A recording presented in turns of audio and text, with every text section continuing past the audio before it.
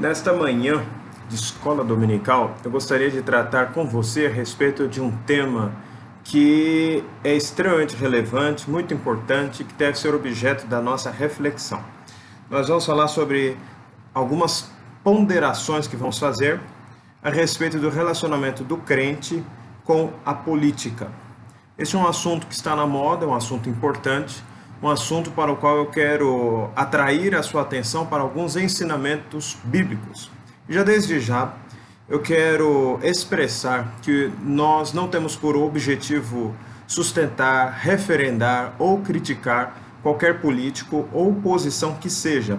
Nós estamos voltados para as Escrituras, para, dirigindo-me de forma especial ao meu rebanho em Paraguaçu Paulista, também poder, se for o caso, subsidiar você, que é crente de alguma outra comunidade, com alguns pensamentos que são relevantes para esta temática que está na moda, uma temática importante, uma temática que tem trazido angústia a algumas pessoas e que deve ser tratado com bastante serenidade, com moderação, como algumas pessoas dizem, diz o popular, com a bola no chão, com razoabilidade, tentando descobrir aquilo que as Escrituras nos falam sobre este assunto tão importante. Então, não estou aqui para falar como analista político, não vou fazer nenhum comentário sobre os últimos eventos políticos, não é o nosso objetivo. Nosso objetivo é trazer alguns princípios que são eternos e que devem reger de fato tanto o momento de eleição, quanto também o momento em que nós estamos entre uma eleição e outra. Isso é um assunto importante. Eu tenho certeza que, em razão dos últimos eventos nos telejornais, nas notícias, muita gente que, noutra ocasião, talvez estivesse um pouco mais fechado para ouvir determinadas verdades das Escrituras, hoje talvez esteja um pouco mais sensível, um pouco mais aberto. E eu gostaria de pastoralmente aproveitar esta oportunidade. Eu gostaria de trazer 5 ponderações a respeito do envolvimento do crente com a política ou com o Estado. Primeira delas é que as esperanças da igreja não são um projeto político.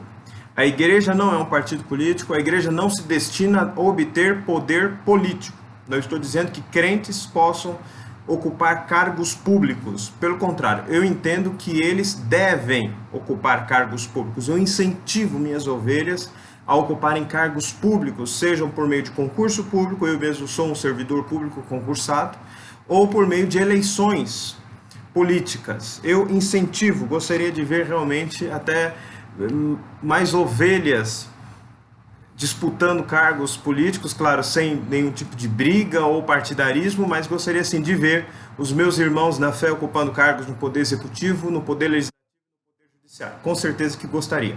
Mas outra coisa é o projeto de poder da igreja. Aí é uma outra coisa.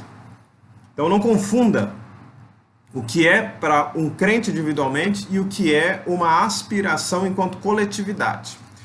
Mas onde nós podemos encontrar isso na Bíblia? Em pelo menos 2 momentos, Jesus Cristo corrige seus discípulos para mostrar exatamente que a igreja pela qual ele morreu, ela não é uma agremiação que se destina a exercer poder estatal, nos moldes como a gente entende atualmente. Que textos são esses? Primeiro, Atos 1, versículos 6 a 8. Atos 1, versículos 6 a 8. Atos 1, versículos 6 a 8. Então os que estavam reunidos lhe perguntaram: Senhor, será este o tempo que restaures o reino a Israel? Respondeu-lhes: Não vos compete conhecer tempos ou épocas que o Pai reservou pela sua exclusiva autoridade, mas recebereis poder ao descer sobre vós o Espírito Santo e sereis minhas testemunhas, tanto em Jerusalém como em toda a Judéia e Samaria, até os confins da terra. Muito bem, a pergunta dos discípulos é: quando que nós vamos exercer o poder político? Quando que o reino de Israel, quando que o trono de Davi será mais uma vez ocupado por um descendente de Davi? E aí Jesus responde: eu estou comissionando vocês não para se tornarem agentes políticos, embora meus agentes políticos, mas estou comissionando vocês para que se tornem apóstolos da igreja.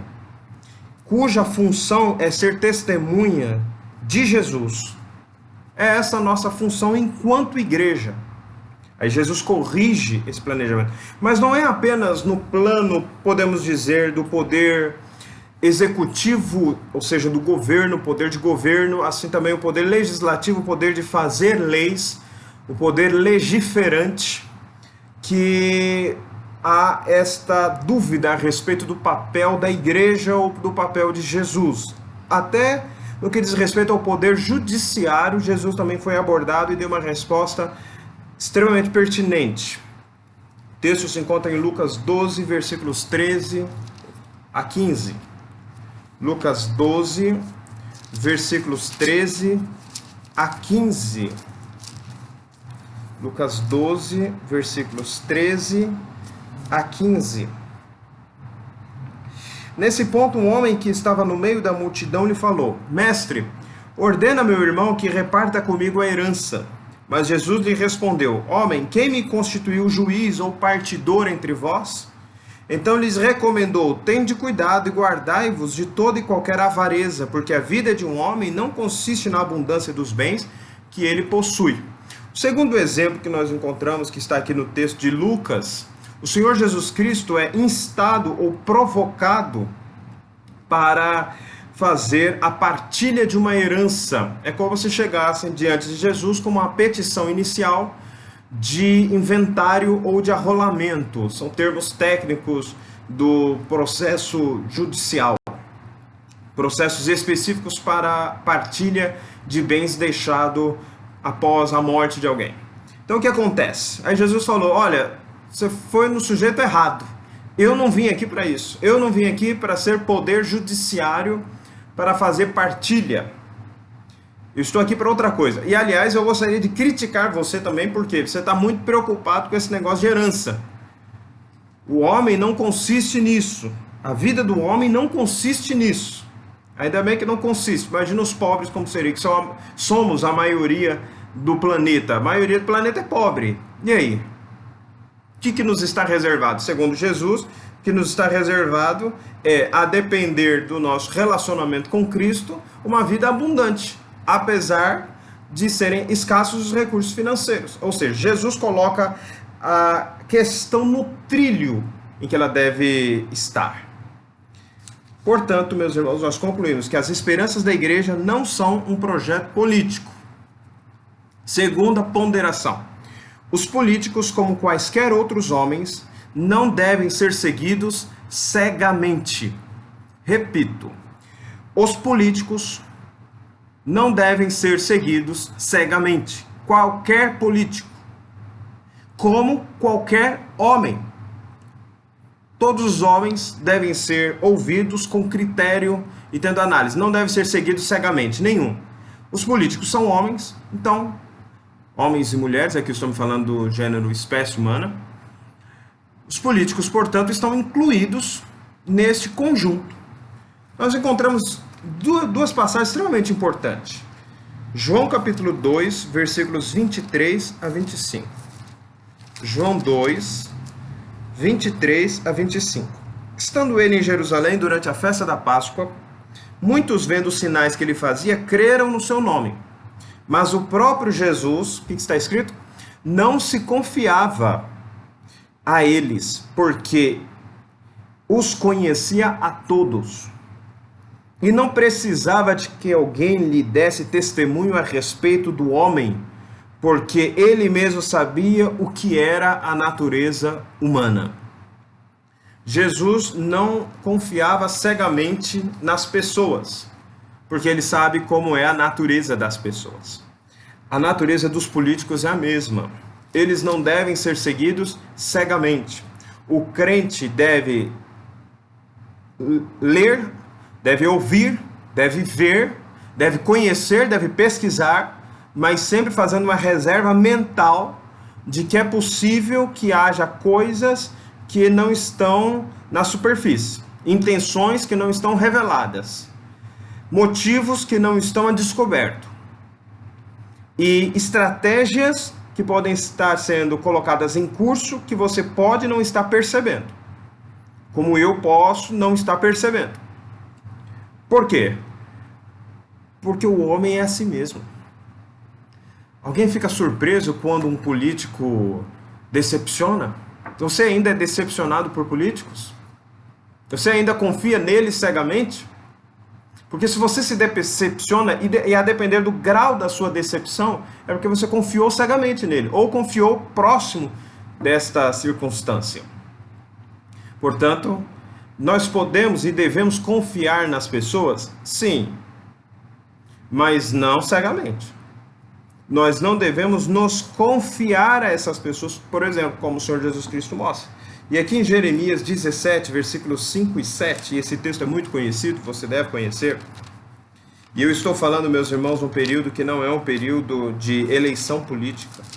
Porque justamente eu gostaria que este assunto, ou essa perspectiva, ficasse bastante assentada na igreja, a qual eu pastorei, na Igreja Presbiteriana de Paraguaçu Paulista.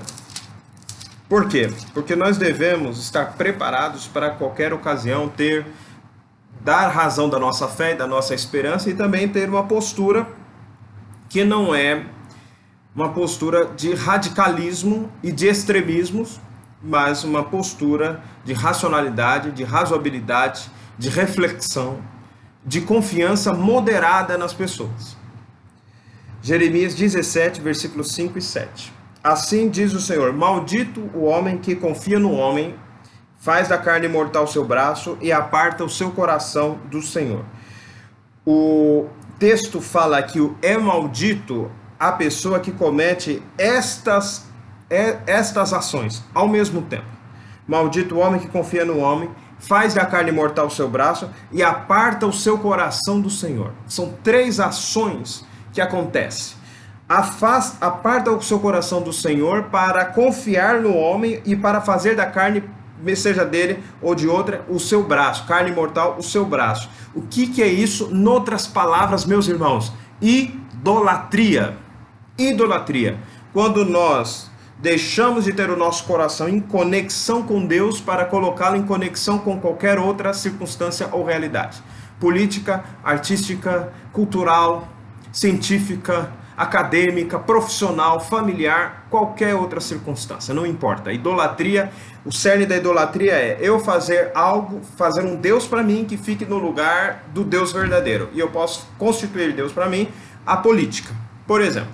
A política, por exemplo. Versículo 7. Bendito o homem que confia no Senhor e cuja esperança é o Senhor. Então, se por um lado, maldito é o homem que confia no homem, faz a carne mortal o seu braço e aparta o seu coração do Senhor, essas 3 coisas. Bendito é o homem, ou seja, do outro lado é abençoado o homem que confia no Senhor e cuja esperança é o Senhor. Ou seja, um homem de fé em Cristo, em Deus. Óbvio que a gente coloca aqui Cristo porque nós fazemos uma leitura canônica do Antigo e do Novo Testamento. Colocamos todos para conversar, para dialogar, porque a gente entende que há uma continuidade nos testamentos, Antigo e Novo Testamento. Terceira ponderação. Então a segunda qual foi? Os políticos, como quaisquer outros homens, não devem ser seguidos cegamente. Crente não deve seguir cegamente político. Deve ter uma reserva para lembrar, esse homem é pecador igual eu. Esse homem não fala tudo que pensa igual eu, porque a não ser que você seja um pouco tolo, você fala tudo que você pensa, não é verdade? A gente deve não falar tudo que pensa, porque a gente se acaba perdendo a oportunidade de abençoar para amaldiçoar. Não estou falando que a gente vai mentir, mas o que eu estou falando é que nós podemos achar que a roupa da pessoa não está muito combinando e a gente não vai lá falar, olha, sua roupa está horrível. Não é verdade? Nós vamos ter educação. Afinal de contas, a roupa da pessoa foi comprada com o dinheiro dela, com o trabalho dela. É ela que a roupa é dela. A roupa é dela, o peso é dela, mas às vezes a gente pensa, né? Olha aí fulano, nossa, o que é isso? Roupa, peso, opinião política, opinião de esporte, futebol. A gente pensa, coitado, está confiando de novo naquele dia. Então a gente não vai falar. Ou seja, nem tudo que a gente pensa, a gente fala. Não quer dizer que a gente vai mentir, mas tem coisas que nós vamos ocultar. Por quê? Porque sair falando é a primeira falta de educação. Segundo, as pessoas não nos perguntaram. E terceiro, que a palavra certa, na hora certa, é como prata. Palavra certa na hora errada, pode matar. É igual um veneno que é, na verdade, por vezes, um remédio, mas na dosagem errada. Dosagem pouca não surte efeito. Dosagem muita, mata ao invés de curar. Terceiro lugar, as autoridades públicas devem ser acatadas como enviadas pelo próprio Deus. Vamos ler alguns textos que estão em Romanos. Meus irmãos, na verdade, existem vários textos em qualquer desses tópicos, mas eu escolhi os mais conhecidos, aqueles que você vai lembrar com maior facilidade. Existem muitos outros textos. Por exemplo, Tito. Paulo escreve aos Romanos, mas também escreve a Tito, orientando a respeito de como deve proceder com relação aos poderes estatais, aos poderes políticos. Romanos, capítulo 13. Vamos ler alguns versículos. Vamos lá. 1. Todo homem seja sujeito à autoridade, às autoridades superiores, porque não há autoridade que não proceda de Deus, e as autoridades que existem foram por ele instituídas, de modo que aquele que se opõe à autoridade resiste à ordenação de Deus, e os que resistem trarão sobre si mesmos condenação. Versículos 5 e 6. É necessário que lhe estejais sujeitos, não somente por causa do temor da punição, mas também por dever de consciência. Por esse motivo também pagais tributos, porque são ministros de Deus, atendendo constantemente a este serviço. Ministros de Deus. É assim que Paulo chama homens como Nero, como Pilatos. Ou seja, não eram homens crentes, não eram piedosos, Vespasiano, Tito e tantos outros, imperadores romanos, governantes de Roma, juízes, governadores, pretores e um monte de outros cargos, centuriões, cargos militares, cargos políticos, senadores, não importa. Paulo está falando que a autoridade pública deve ser acatada porque ela é enviada pelo próprio Deus. E na nossa estrutura, meus irmãos, política estatal brasileira, o que quer dizer autoridade pública? Autoridade pública ou autoridade estatal são aquelas investidas no poder executivo, no poder legislativo e no poder judiciário nas seguintes dimensões da organização do nosso Estado: federal, estadual, distrital e municipal. Ou seja, eu devo respeitar o presidente da República, mas eu também devo respeitar o Congresso Nacional. E eu devo respeitar também o Supremo Tribunal Federal. Eu tenho que respeitar o presidente da República, eu tenho que respeitar os ministros do Supremo, eu tenho que respeitar os deputados, eu tenho que respeitar os senadores. Tenho que respeitar, tenho que acatar, porque eles são ministros enviados por Deus. Já pensou um negócio desse? Eu devo acatar, respeitar tanto o presidente da República quanto o governador do meu estado. O governador do meu estado é enviado, é ministro de Deus como o presidente da República. Ele deve ser respeitado. Os deputados distritais devem ser respeitados. Os deputados estaduais devem ser respeitados. Os juízes e desembargadores do Tribunal de Justiça, do Tribunal Regional Federal, do Superior Tribunal de Justiça, do Tribunal Superior Militar, do Tribunal Superior Eleitoral, do Tribunal Superior do Trabalho, dos diversos TRTs que existem no Brasil, Tribunal Regional do Trabalho, e tantos outros órgãos, eles devem ser respeitados e acatados porque são ministros de Deus para nós. Não é só em nível federal, mas também no nível estadual e municipal. No nível municipal também, nós devemos acatar, respeitar e honrar a prefeita da nossa cidade, os secretários municipais. Aqui a gente não chama de secretário em Paraguaçu, tem outro nome. Acho que é chefe de departamento, mas seria uma função parecida com o secretário municipal, caso o seu município tenha esse nome, ou você esteja no Distrito Federal, aí será simplesmente secretário distrital. Mas o que acontece? Eles devem ser respeitados. Eles devem ser respeitados e acatados. Todos. Esta é a vontade de Deus expressa nas Escrituras. Quer que eu leia de novo?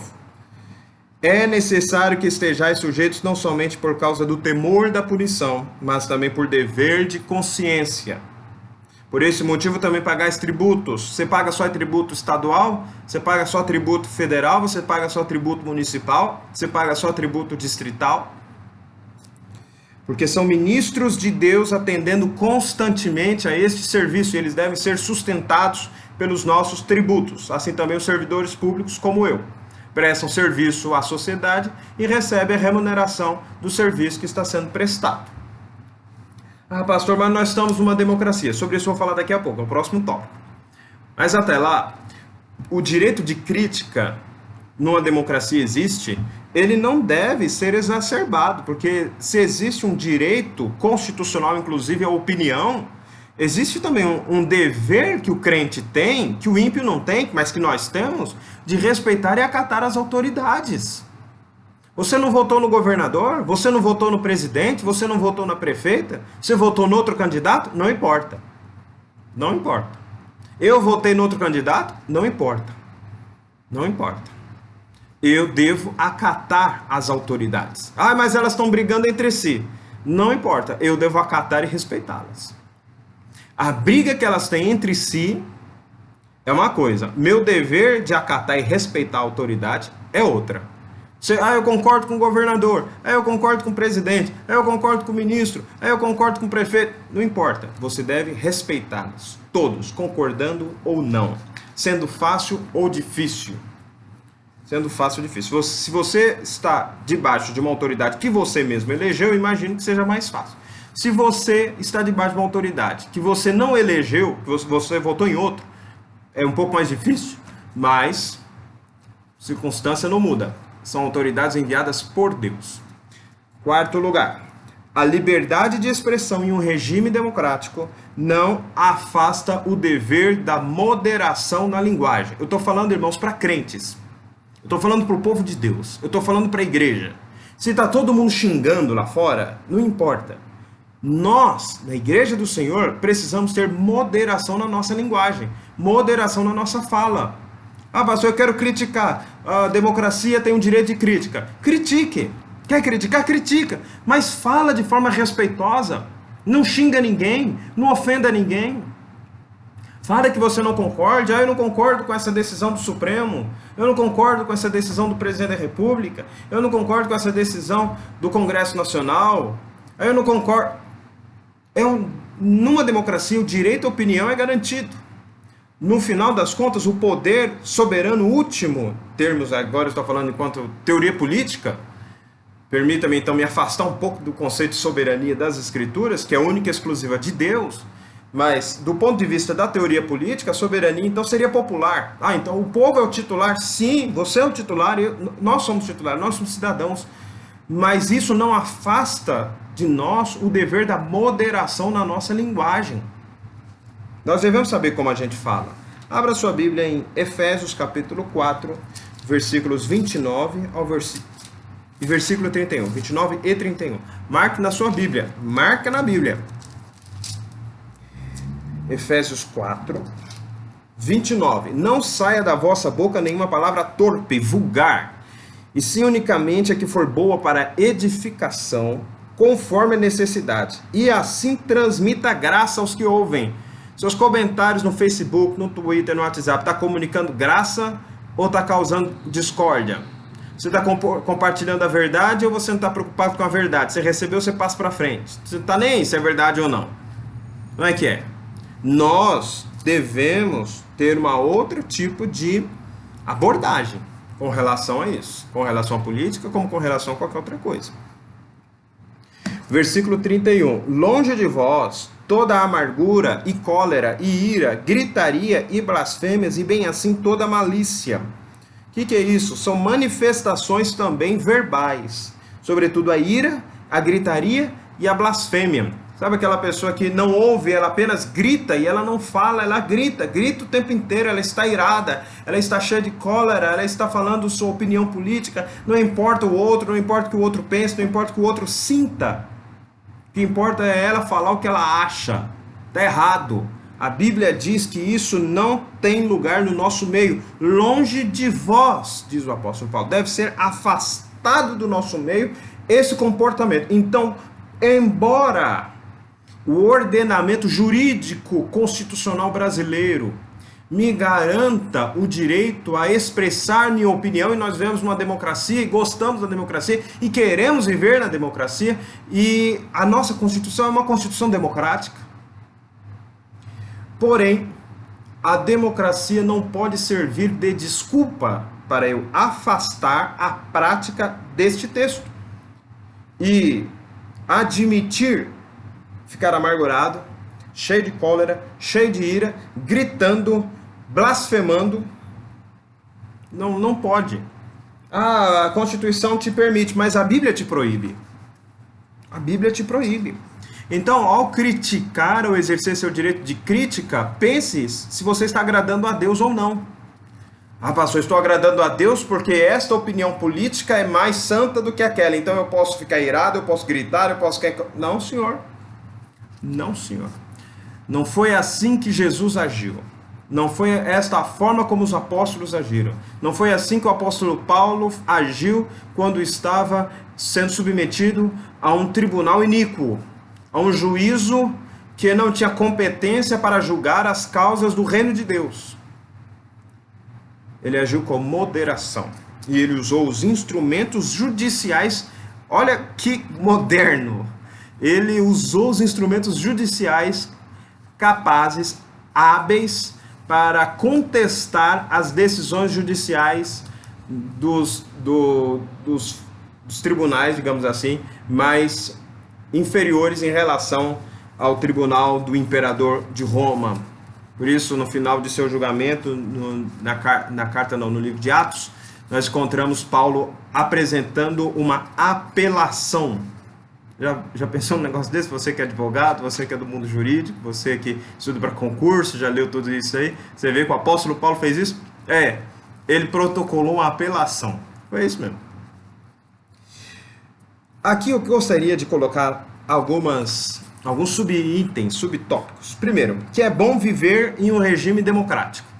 É bom viver em um regime democrático. A Igreja Presbiteriana do Brasil é uma igreja democrática representativa. Os membros da igreja elegem sua liderança. Os concílios, eles são organizados por eleição dos concílios inferiores, e quando lá estão, a sua liderança é eleita. Ela não é episcopal, ela não é monárquica, ela é democrática. Nós, presbiterianos, gostamos da democracia, nós apreciamos a democracia. Faz parte do nosso DNA. A igreja presbiteriana é, por natureza, uma igreja não conformista com relação aos movimentos monárquicos europeus. Isso nos idos da Idade Moderna. Veja até o que Abraham Kuyper escreve no seu livro Calvinismo. Eu ainda tenho a edição mais antiga, já existe uma nova edição publicada pela Cultura Cristã, a nossa editora. Olha o que ele diz. Permita-me ler, ouça com atenção, isso é legal. A questão sobre como aquelas pessoas que pela autoridade divina devem ser revestidas são indicadas, segundo Calvino. Não pode ser assegurado semelhantemente para todas as pessoas e para todos os tempos. E, contudo, ele não hesita em afirmar, no sentido ideal, que as condições mais desejáveis para João Calvino existem onde o próprio povo escolhe seus próprios magistrados. Onde existe uma condição como esta, ele conclui, o povo deveria ser agradecido ou agradecidamente reconhecer nisto um favor de Deus. Um favor de Deus. A democracia é um favor, segundo as palavras de João Calvino, um favor de Deus para o povo. Por isso, nós somos tão apegados à democracia. Por isso nós gostamos da democracia. Por isso nós gostamos do livre pensamento. Por isso nós apreciamos as liberdades de imprensa. Por isso nós apreciamos, sobretudo eu, que do ponto de vista teórico, filosófico, político, sou um grande apreciador do sistema democrático, do regime democrático, do sistema republicano. Gosto muito disso. Acho que os freios e contrapesos da teoria clássica do constitucionalismo são excelentes. Os checks and balances, onde existem os três poderes, executivo, legislativo e judiciário, que funcionando servem de freios e contrapesos para que não exista nenhum poder exacerbado, nenhum poder ilimitado, nenhum poder descontrolado. Nós gostamos de tudo isso, é a democracia, nós apreciamos a democracia. O Brasil viveu tempos de ditadura há cerca de 30 anos atrás. Quando eu nasci ainda vivíamos nesse período. E um período que para alguns deixa saudade, mas pelo menos no plano teórico, me parece que o João Calvino, se pudesse escolher, iria escolher não um movimento, não um regime ditatorial, mas um regime democrático, como ele coloca. Se me permita me até ler. Agora eu fechei, será que eu vou saber encontrar? Está por aqui. Ele fez um comentário, no seu comentário sobre Samuel, Calvino escreveu o seguinte: e vós, ó povos, a quem Deus deu a liberdade de escolher seus próprios magistrados, cuide-se de não se privarem deste favor, elegendo para a posição de mais alta honra patifes e inimigos de Deus. Não sei se o Calvino usou aqui um melhor vocabulário, mas a ideia está aí. Ele escreve também no preâmbulo de uma de suas obras: graças ao Deus Todo-Poderoso que deu a nós o poder de escolher nossos próprios magistrados. Ou seja, a democracia, para João Calvino, e eu concordo absolutamente com ele, e o Abraham Kuyper concorda com ele. Abraham Kuyper foi um teólogo calvinista e ele foi primeiro-ministro da Holanda. Ou seja, nós, os reformados, nós gostamos da democracia, nós apreciamos a democracia, nós não apreciamos, nós não nos aliamos a regimes, ou pelo menos em teoria, nós não estamos alinhados a um pensamento ditatorial, de um poder ilimitado. Não, nós gostamos da democracia, é do nosso regime. Só que não pode pensar que ser democrático é poder xingar, é poder ofender as pessoas. Isso é uma coisa e outra coisa é outra. Nós podemos falar de forma respeitosa. A liberdade de expressão dos crentes, portanto, mesmo no regime democrático, não é ilimitado. Por isso eu vejo um pouco assustado quando eu li, por exemplo, a postagem, minha esposa que me mostrou, de um colega de seminário, contemporâneo de seminário, não me lembro se formou comigo, lá no Seminário Presbiteriano de Brasília, e eu sempre acompanhava assim, o que ele falava, o raciocínio dele, e eu sei que ele é uma pessoa de um pensamento político caracterizado como de direita. E o que acontece? Ele sempre postou isso, ele sempre falou isso. Aí, para minha surpresa, ontem ou anteontem, eu li um desabafo dele em algum lugar, não sei se no Twitter, foi minha esposa que me mostrou, relatando que estava sendo xingado por colegas pastores como esquerdista. Eu até pensei, mas o fulano esquerdista, fulano sempre se postou, sempre se portou, sempre se afirmou e declarou seus pensamentos que são clássicos de um pensamento de direita, pensamentos conservadores, e agora está sendo xingado, não sei se xingado também é a melhor expressão, xingado de esquerdista, e por pastores xingando. Não dá, não é verdade, meus irmãos? Não dá. Nós não devemos xingar os outros, nós devemos amar os outros. Nós devemos abençoar os outros, não xingá-los.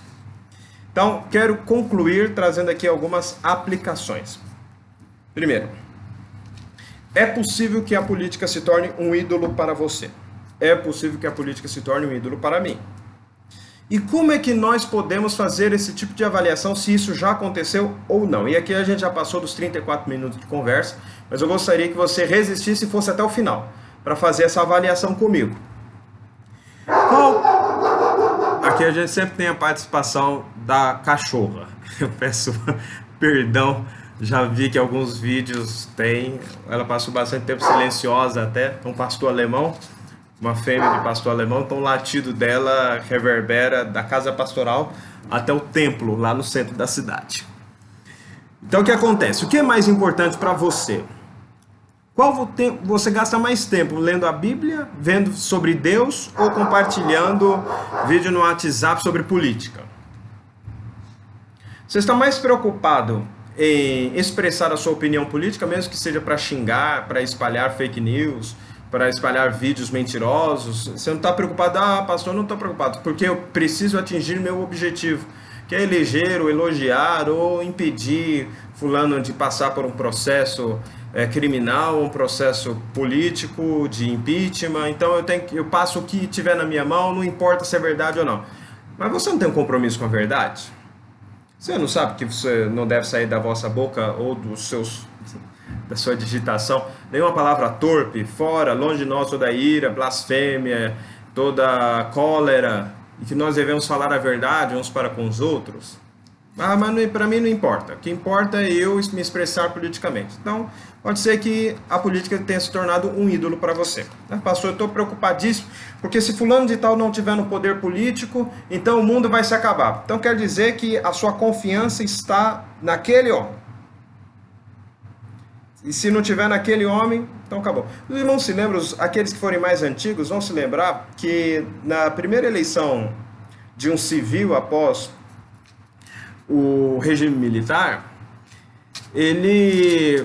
não sei se os irmãos lembram, havia uma esperança muito grande a respeito do papel do Tancredo Neves. Aí ele morre antes de tomar posse, e aí é uma insegurança, porque alguém muito conservador estava como vice dele. O que acontece? O que acontece? Será que vai instaurar a democracia mesmo ou não? Será que está assegurado ou não? Os irmãos lembram que foi instaurado a democracia, aconteceu. Muita gente estava pensando que o Brasil poderia se tornar uma grande Cuba depois da eleição do presidente Lula. O Brasil não se tornou Cuba. O Brasil continua sendo Brasil e Cuba continua sendo Cuba, apesar de também haver ali uma certa abertura. Sabe por que o Brasil não se tornou comunista? Eu nem ouso dizer que porque não tenha sido esta a intenção do Partido dos Trabalhadores. Mas é porque aqui será um país comunista ou não, quando Deus quiser ou não.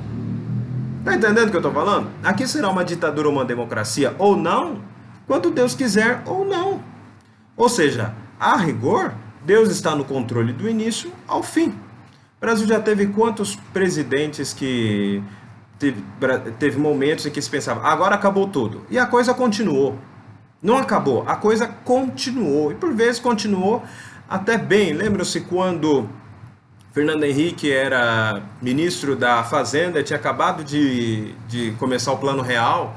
Foi um plano muito bem feito, por sinal. E aí o que acontece? Fernando Henrique iniciou e logo saiu do Ministério da Fazenda. Pouco tempo depois, era a época da presidência do presidente Itamar Franco.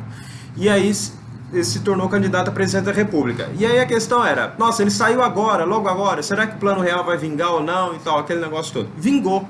Por que vingou? Por que as coisas vingam apesar dos homens? E também por meio deles? Porque Deus estava no controle naquela época, Deus está no controle neste momento. Assim sendo, a gente perder os nossos cabelos, deixá-los cada vez mais brancos, por causa disso, pode revelar que há em nós uma certa idolatria. Alguma preocupação é normal e é natural, mas quando a preocupação se torna uma obsessão, pode ser, na verdade, um indício de que nós somos idólatras do Estado. Próximo teste. Você destrói todos os seus relacionamentos por causa da política? Você já acabou com o seu casamento? Já não fala mais com seus filhos? Já tá brigado com todo mundo? Sabe aquele seu amigo do peito e tal, que você jogava bola, não joga mais, também agora não tem como jogar bola, porque nós estamos na quarentena, mas quando voltar da quarentena pode jogar bola ou não? O que aconteceu? Ah, não tô nem aí, se não concordar comigo não é mais meu amigo. Então, pode ser que você tenha tornado a política em um ídolo para você. Terceiro teste. Você acha que a igreja deve se posicionar sobre os partidos? Ela deve sair dessa posição de isenção, embora ela não seja isenta nem a política, no sentido de que ela entenda que os políticos devem ser honestos, os políticos não podem ser homens, não devem ser, nós não devemos eleger, como Calvino escreveu, patifes e inimigos de Deus, nós não devemos eleger, com perdão da expressão, hoje patife não fica muito interessante, naquela época talvez ficasse, nós devemos eleger pessoas probas, competentes, pessoas que não sejam inimigas da igreja. Esse é um pensamento que é o pensamento do Calvino e é o meu pensamento também. Mas dizer que a igreja deve fechar com o partido, e ficar irritado quando a igreja não faz isso, convidar o político para ir para o púlpito, não. Não faz parte da nossa tradição, não faz parte da nossa cultura, não faz parte do nosso entendimento das Escrituras. Eu espero, meus irmãos, estou concluindo, ter sido útil para esta reflexão. E espero também que a Igreja do Senhor seja edificada por meio destas ponderações. Trouxe aqui algumas ponderações sobre o envolvimento do crente com a política. Obrigado por permanecer conosco até o fim. Vamos fazer uma oração? Pai, te agradecemos a tua palavra, te agradecemos este estudo, te pedimos que a tua igreja possa crescer, amadurecer e permanecer fiel na tua palavra. No nome do Senhor Jesus nós oramos. Amém. Amém. Continue conosco. Mais tarde, às 7h30, será liberado o vídeo da pregação. Faça o culto doméstico, reúne seus parentes, reúne seus amigos. Vamos louvar e vamos orar juntos. Deus te abençoe. Amém.